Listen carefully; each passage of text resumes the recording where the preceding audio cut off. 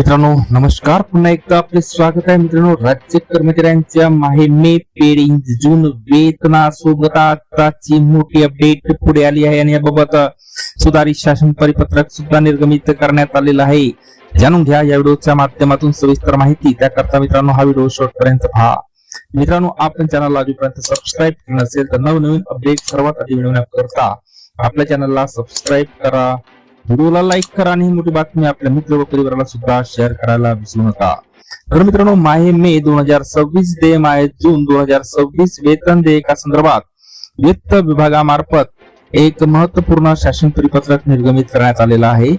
सदर परिपत्रकानुसार नमूद करण्यात की नवीन सेवार्थ प्रणालीची प्रभावी अंमलबजावणी करण्याच्या अनुषंगाने मध्यम व लघु आस्थापना असणाऱ्या सर्व मंत्रालयीन प्रशासकीय विभागांतर्गत पूर्व विभागातील सर्व आहरण व संवितरण अधिकाऱ्यांना सूचना देण्यात आलेल्या आहेत. त्यानुसार पुणे विभागांतर्गत सर्व कोषागारातील मध्यम व लघु आस्थापना असणाऱ्या आहरण व संवितरण अधिकाऱ्यांना मे 2026 ते जून 2026 पासून केवळ नवीन सेवार्थ प्रणालीतून देयके संस्कारित करायची आहेत.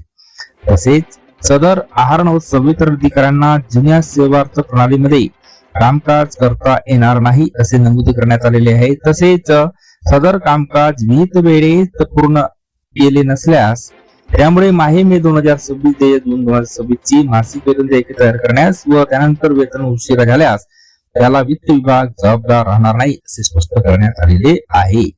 तर मित्रांनो, पुन्हा भेटूया नवीन अपडेट सह पुढच्या व्हिडिओ मध्ये. धन्यवाद.